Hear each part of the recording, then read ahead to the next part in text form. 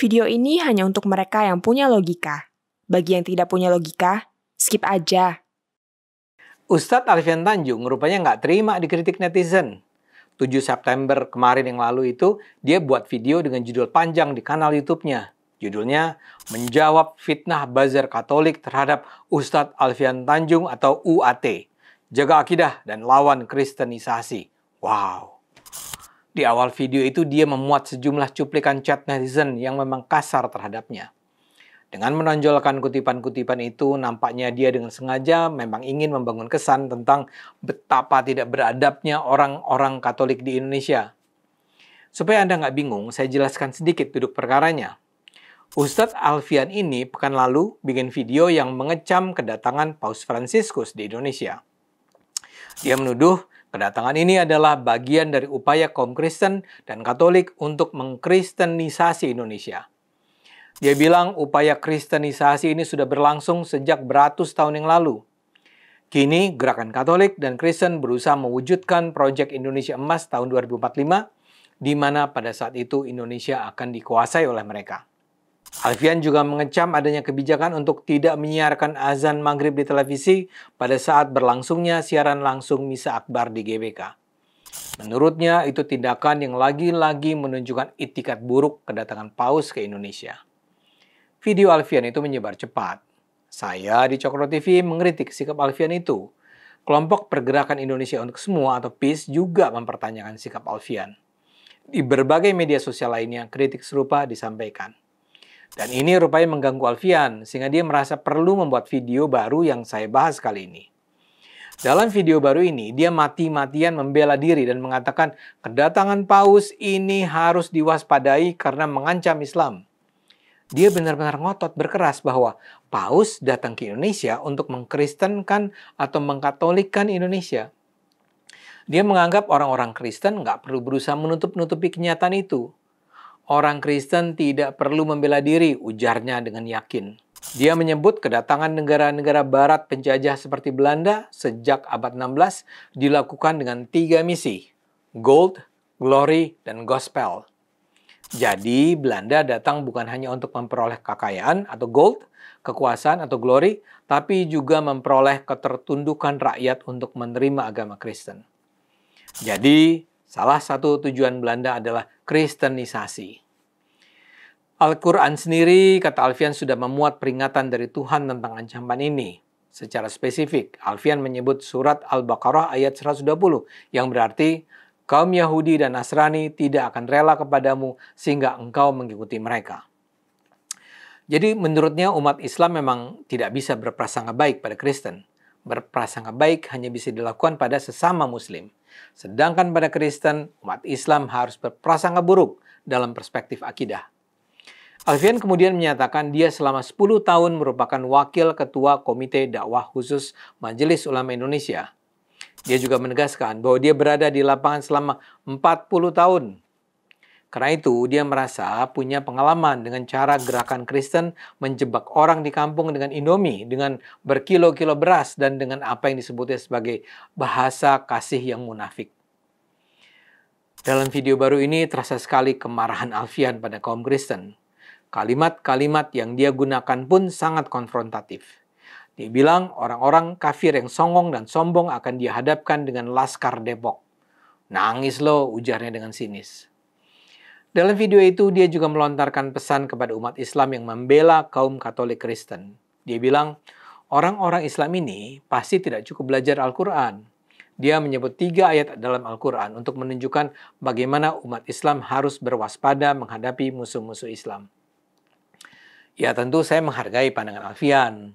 Tapi argumentasinya sangat bermasalah. Saya tentu tidak akan membantah kalau dikatakan umat Kristen atau setidaknya sebagian umat Kristen Katolik berharap dapat menyebarkan ajaran mereka di Indonesia. Tentu saja itu benar. Masalahnya kenapa itu harus dipersoalkan?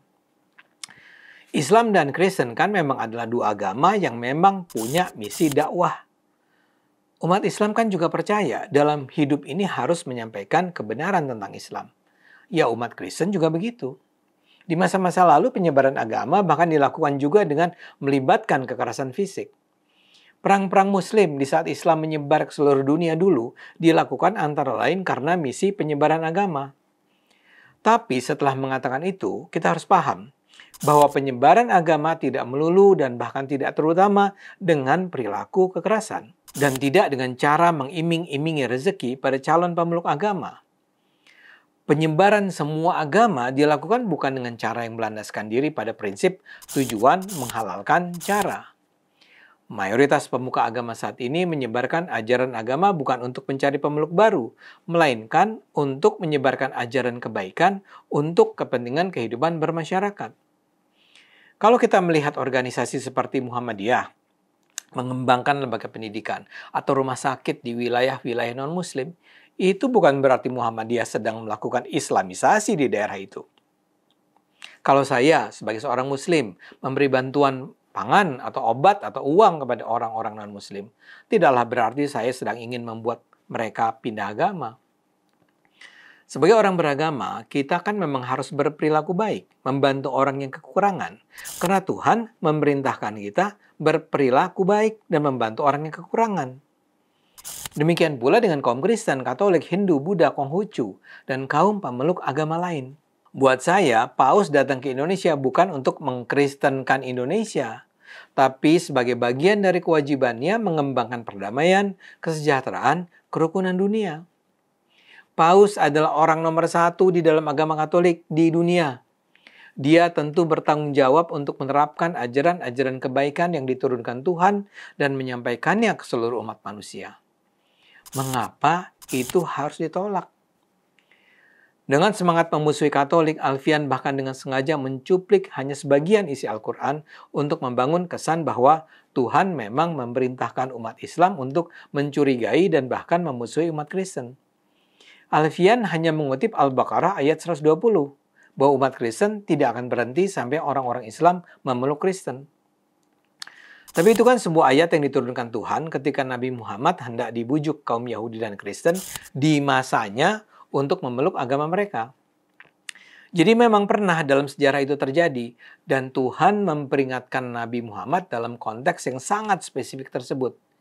Itu bukan sebuah peringatan yang bersifat permanen, bahwa untuk sepanjang masa umat Islam tidak boleh percaya dengan umat Kristen. Dan kalau Alfian jujur, seharusnya dia juga misalnya mengutip Al-Maidah ayat 82-83 dong. Dalam ayat-ayat itu Tuhan menyatakan bahwa di antara kelompok-kelompok masyarakat yang ada, kaum yang paling dekat persahabatannya dengan umat Islam adalah orang-orang Nasrani.